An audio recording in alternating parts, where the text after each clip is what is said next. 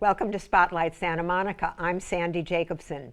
A place of peace and beauty, learning to embrace sustainable foods and parking tips. We've got the experts sharing the work they do to make our city such a desirable place to live.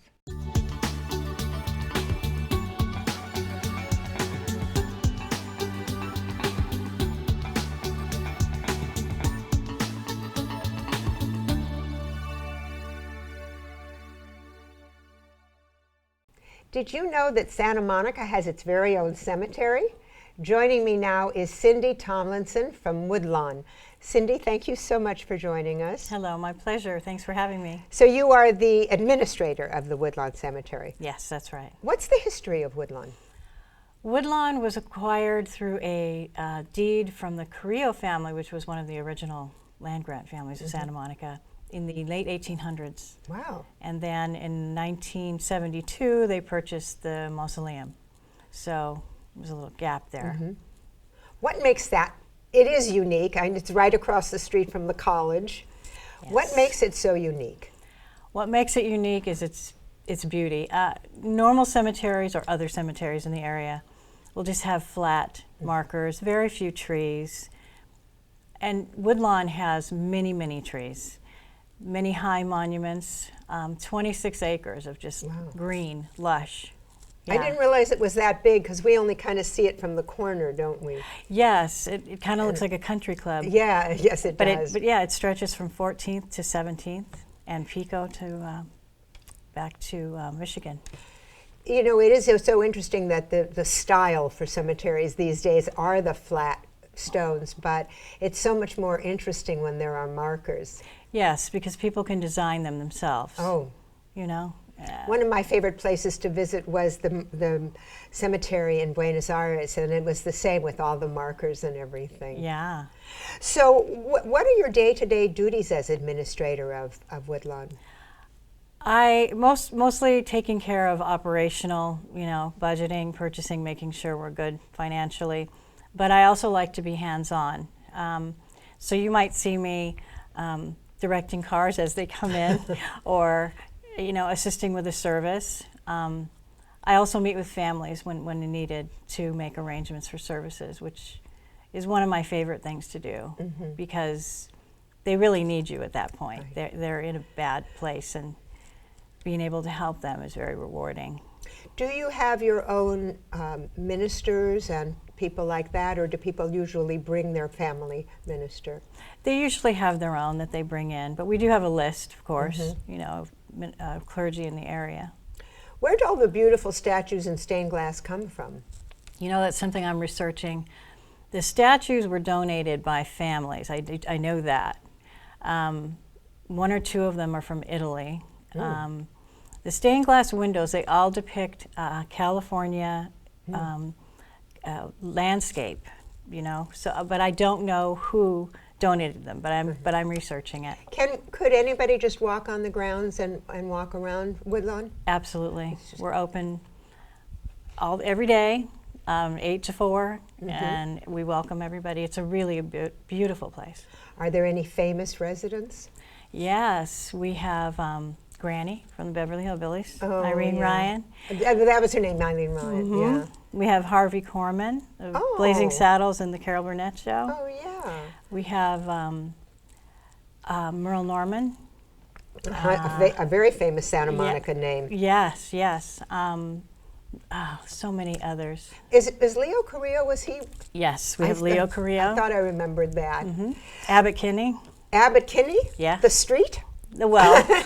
The man who the street was named after. Right, the man behind the street. Besides funerals, does Woodlawn host any other events? We do. We have annually we have our Memorial Day observance in May, and in November we have Dia de los Muertos. Oh, the day after of the Dead. Right. The Day of the Dead. And then we have the Tree of Life during the holiday season. What is the Tree of Life? The Tree of Life, we put a large tree in the mausoleum, and we set out little decorations that people can come and sit at the table and decorate and personalize and then hang on the tree. Oh, that's very touching. Just kind of in remembrance of people that are there or people they've lost. I thought I'd heard that you had to be a Santa Monica resident to be buried at Woodlawn. No, that used to be the case, but it is no more. We are open to everybody, so. Is it full? No, we have about 300 plots, many cremation plots, and many niches available. You So- don't have the crematorium? Was that what you're called? Right, we don't have a crematorium. We on the grounds, but we do have cremation plots. So if you wanted to buy a plot, is it called a plot? A plot. How do you go about doing that? You just give us a call and make up an appointment. We'll take you around the grounds. You find a place that you like, and we take it from there. We show you what's available in the area, and all the plots are the same price. Oh, really? Yeah, so it's not like one section's more expensive Right. than another, you know? And you recently opened a mortuary. Yes, and that has been very good. One phone call to us, 24 hours, 7 days. One phone call. They get me, or they get the funeral services technician, and we handle everything from there, bringing the family member into our care all the way through to burial. We do it. We're a full-service funeral home. And you have all the necessary supplies? Yes, we do. Also, Costco has those, by the way. Well, that's true. And you can buy your casket Yes, at I Costco and know. ship it to us. Okay, Costco's prices are competitive. Are Woodlawn's prices competitive? They're very competitive. In fact, our plots are amongst the lowest in the area. Yes.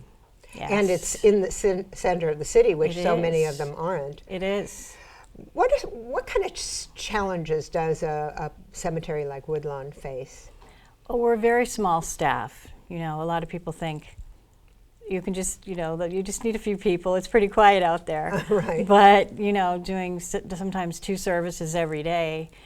A service, I like to compare it to planning a mini wedding or gathering, because you have to hit every single detail, and you only have about 3 days to do it. So that's a challenge because of our small staff. And also, as we just discussed, dispelling the rumor that you have to be a resident. You don't have to be a resident, and we're not full. Is there a religious component to Woodlawn?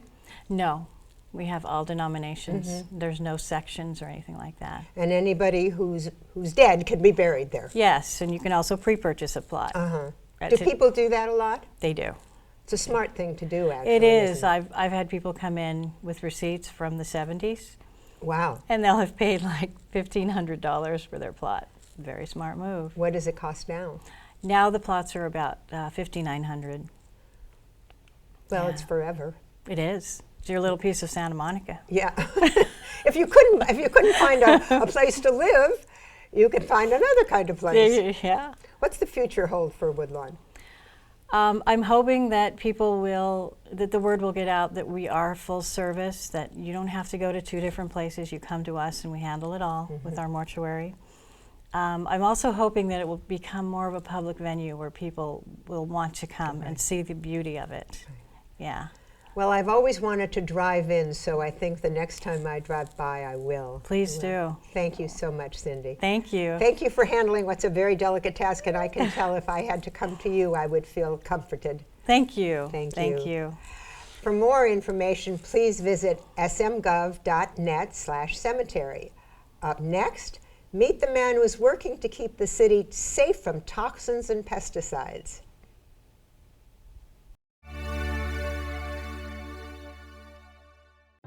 Riding a bicycle can seem like child's play. But only if you're playing indoors.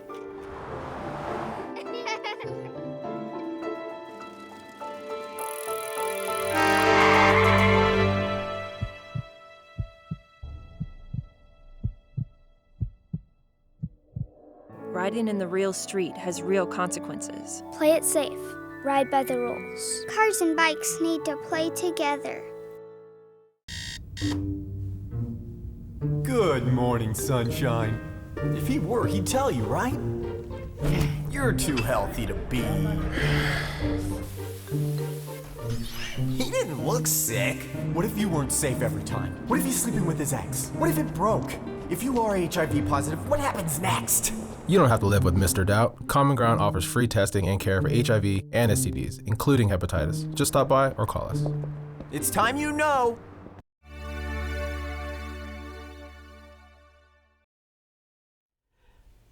The Office of Sustainability and the Environment handles a wide range of initiatives, from reducing toxins to promoting sustainable foods. Joining me now is Karl Cotter, Sustainability Analyst. Correct. That's what you are? Yes. Okay, so what role in the city does your Office of Sustainability and in the Environment play? Well, within the Sustainability and the Environment Office, we wear a lot of different hats. So we all have our different specialties. And my specialties are really our programs that we call our Toxic Use Reduction Program and our Integrated Pest Management Program, Sustainable Procurement. We have a Green Business Certification Program. We deal with sustainable foods. I wear a lot of different hats. Yeah. Talk to me about the toxic use, because that's the thing that sounds kind of critical, serious. Yeah. Okay. And the toxic chemicals are my background. I've evaluated chemicals and how they affect people and the environment pretty much my whole career. And so for the city, when we look at it, we use different chemical products in a lot of different operations. Now you're talking about the city itself or the residents? No, for city operations. Okay. So we use chemicals to remove graffiti, to maintain our buses and fleet vehicles, to clean our buildings. And when we do that, I can look at a chemical ingredient in that product and I can do research on it. And if I find out it's bad for marine life, that raises a red flag. Mm-hmm. If I find out that it causes cancer or reproductive harm, raises a red flag. If I find out it contributes negatively to the smog problem in LA, that raises a red flag. And so anytime I do that, I can say, okay, that's a problem. Can we find a chemical for our operations that's safer, that will do the job that we want, and then we can buy that chemical. And a good example, the city is probably one of the first in the country to have what they call a green cleaning program. Mm-hmm. So when we look at the facilities that our residents or tourists or our own employees would be in daily, we employ green cleaning methods. So it allows for a much safer indoor working environment. It's safer for the employees that clean the buildings. I know this because I did a show about the parking lots once. Oh, you did? And we talked about, and in fact, I was given as a gift some of those products, and they were amazingly effective. Good. You think they're not going to be, right? Because you figure the toxins are what we need to clean or whatever. Right. But it's not true, is it? Not true, especially now. So let's talk about integrated pest management. Okay. Does that mean we take care of all bugs no matter about their ethnic background? Right, yeah, no matter what. We just let them run around and have fun. Okay, we don't want bugs running around. Right. Now, integrated pest management, that's a fun one because it deals with bugs, and I love bugs. So anyway, so let's say all of a sudden some cockroaches and ants kind of walk in here right now during the interview, right? Right. And then after the screaming, what would you do? Right after the screaming. I would run towards them, of course, and everybody else would run for a can of, poison Raid, and then they would spray it around, and they'd kill a couple of the ants or cockroaches, and all the other ones would run away and laugh. And so at the end of the day, the better way to do it, and the way the city does it, is they say, okay, the ants and cockroaches, they came through this hole, so we can seal that up, and that way we can keep them out. Or maybe they found out that cat is keeping a bunch of food and stuff like that, in her locker, and that's what the ants are going for because they can get to that. So at the end of the day, we have to take three things away from the pests. We have to take food, water, and shelter away. And if we can do that, we can keep them out of our structures without having to spray poisonous chemicals inside the building and around the perimeter of the buildings, which is safer for everyone and safer for the environment. How about the bugs that are here? Can we spray those? The pests that are here, the bugs that are here? Yeah.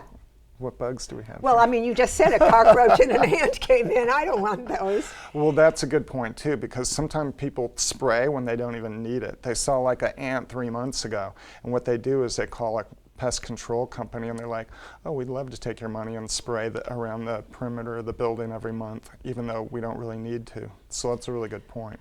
Let's talk about something a little more pleasant than spraying bugs, and that's sustainable food. Why has the city council placed such a high priority on sustainable food? I think sustainable food is definitely getting a lot of attention right now, and I think, well, I know that the reason is the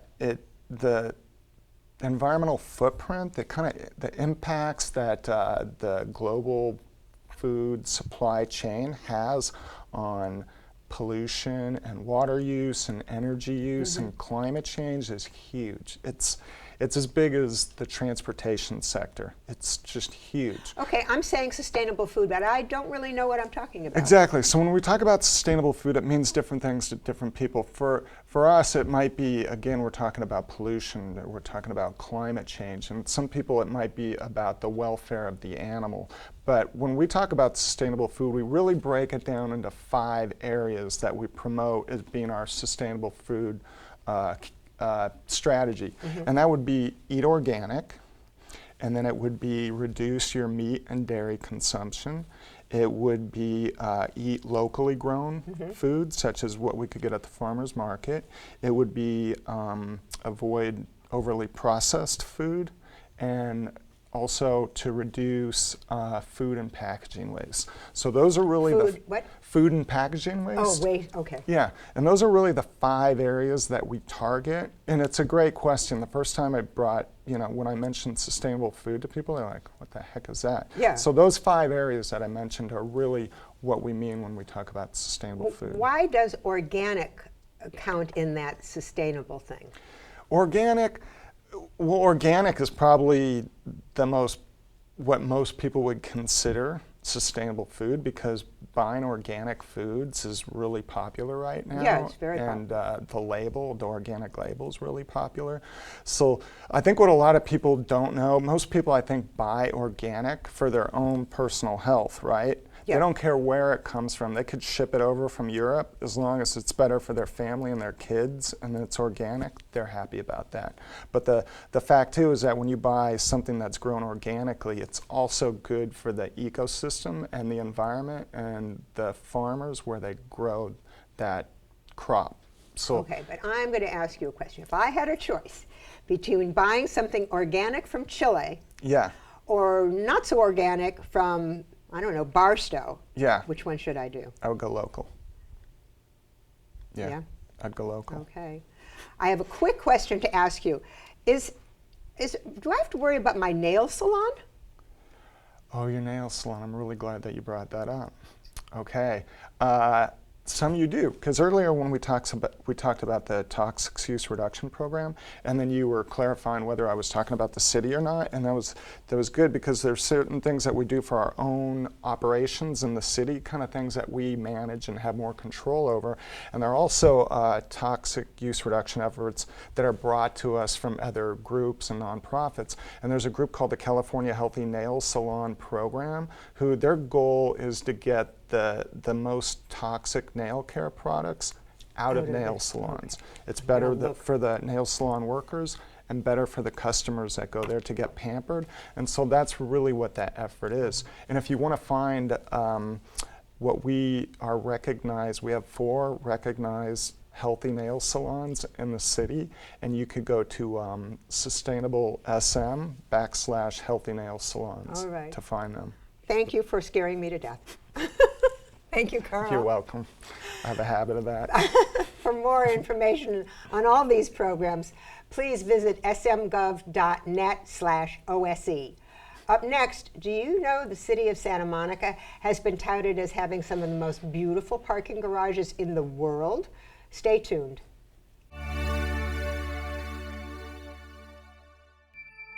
Experience Highway's Performance Space and Gallery. I knew my journey would lead me to a place where I'd find a highway that I could travel to the beat of my own drum. Ride out the storm, 95 Joey died, but deadly was born. And there would be no limits to the vibrancy of my performance. Join us each week at Highway's Performance Space and Gallery and live without limits. Log on to highwaysperformance.org.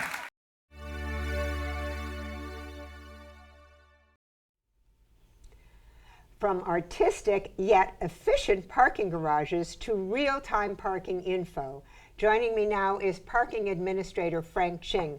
Frank, thank you for joining me. Oh, thank you for having me here. Thank you. We have so much information about parking in Santa Monica. It's such a desirable place to live, but parking can be a real challenge.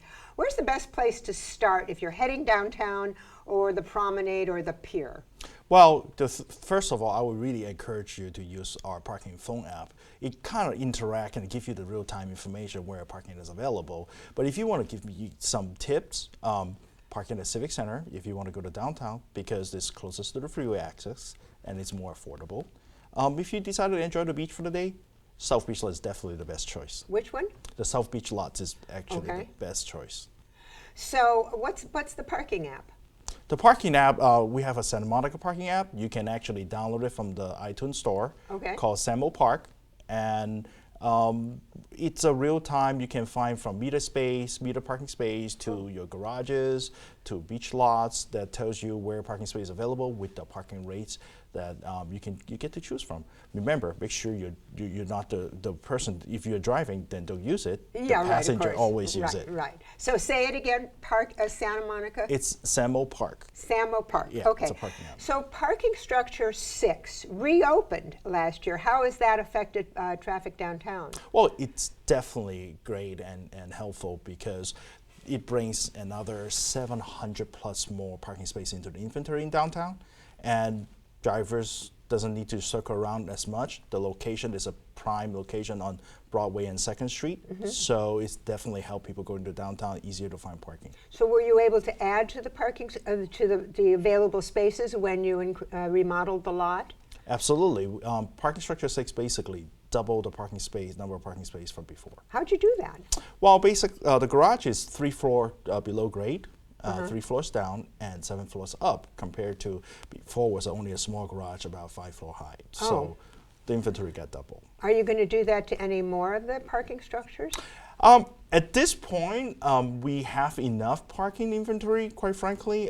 Good example is on the marathon day. We have not run out of parking space. It was heavy traffic, but we haven't run out of parking space. Now you bring up the marathon. For a major event like that, or GLOW, which is in Santa Monica, how much planning and preparation does the parking division have to go through? Well, first of all, this is not the first year we have done it. And we have several big events experience. Each year, LA Marathon comes to the Santa Monica, and Santa Monica is the finish line. And as you can imagine, thousands of people will come into town and not only watching but also celebrating the finish line. I think the key is coordination. We purposely allocate the parker go to different parking locations, depends on what time they arrive the city. For example is the runners. Runners come in early in the morning before the race start, and they have to travel back to the starting line. So we decided to allocate them to park at Civic Center or the South Beach Lot, which is give them easy access to leave later on. But that way we can keep all the parking space close to the finish line for the spectator available when the race started. So during the GLOW night, motorists come in different time throughout the night, and the key is communication. We work with our public information team, use social media, Twitter, Facebook, in addition to our phone app to let people know where a parking space is. That definitely is in the department effort to put together. So a person could go on Twitter or Facebook and see what the parking situation is? Yes. And what do they tweet for that? Well, our public information team tweeted out to let people know, hey, during the GLOW night, right now, real time, we have space available in South Beach Lot. Try not to come down to downtown, or vice versa. Okay, South Beach Lot is getting filled. Please go ahead and come down to downtown. And even the departure time, at certain time, okay, it's heavy traffic on I-10 now, maybe consider the delay. So it's really helpful information. That is helpful. Did you shuttle the runners back to the starting? LA Marathon does. Oh, LA Marathon, because yeah, that's right. How else are they going to get there? I was thinking, did you shuttle them to the finish line? But that would not be fair. Let's talk a little bit about metered parking. So is that mostly residential areas? Meter parking is throughout the city. We have about approximately 6,000 parking space. Our meter parking actually accommodate over 12 million cars a year. which is a Wow. lot of car that we park. Our meter parking rate is relatively affordable. How much is that? Downtown area and beach area is only $2 per hour. Anything outside is $1 per hour. Time is varies, time limit is varies. Yeah, that's what I the was- tip is make sure you pay attention to the signage. Yeah, because those parking tickets are very expensive. Tell me something, what do you do if a meter's broken? We have a meter hotline that you can report a broken meter. Can you park there? Yes, as long as if the meter is broken and can no longer accept any type of payment, then you can park on a parking meter. Our parking meter accept both credit card and coins, So they don't break as fast as they don't. used to. Yes, they are very reliable system. I have to tell you, I love the parking meter, I mean the credit card thing, because I'm not constantly shoveling in change, you know, and then when I get my bill, it's for $2, and I think, wow, that's a very low bill, you know, doesn't feel like a lot. Yeah, the whole thing about our parking meter program is convenience our customer. Nobody will really carry 8 coins I know. to park for an hour, right? Yeah. So credit card option is definitely a plus. Yeah, I really like it because, as I said, then when I look at my bill and I see, okay, I spent that much there for dinner, but oh, look, only $2 for parking in Santa Monica. I mentioned residential parking before. There's a lot of streets like up and down Montana and in shopping areas where it says residential parking only. When can a person park there, and what's the process? Two-part question. What's the process for the resident to get the permits? Well, the parking policy and the time varies in different neighborhood. It really depends on the resident. They sign up for our preferential parking program. Make sure you pay attention to the sign. Some streets require a permit to park there, a resident parking permit to park there. To apply for the parking permit is pretty simple. Come down to my office at 1717 4th Street on the first floor, and make sure you bring a bill or bring a mail that has your valid address on it.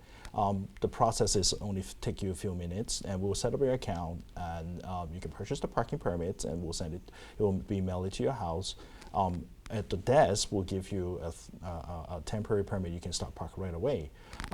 After that, each year you will receive a renew notice. You can, depends on what your needs are. You can renew it online, or you renew it by mail, so you don't even need to show up in person. It's very, very simple. So I understand. You got an award for having the three of the world's prettiest parking garages. Well, I didn't get an award. The city get the award. Okay. We often get recognition from the 3 garages that we have. First of all, of course, obviously, parking structure 6, Civic Center parking structure, and also parking structure 7 and 8. They're functional, first of all. So our garage are very sustainable. They're not only pretty, but they work. Imagine you have a garage that interact with you, tell you where to park, where the space is available, and come on. Parking is your first impression and your last impression when you come to a city. That's the first place you go and the last place you go, right? So why not leave a smile, you know, for people who park there? And these garages become absolutely a landmark for our city.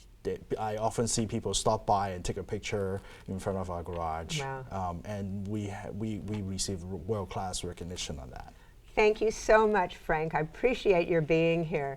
For more information, please visit smgov.net/parking. Thank you so much for watching Spotlight Santa Monica. Join us next time for more of the people and departments that make Santa Monica such a desirable place to live.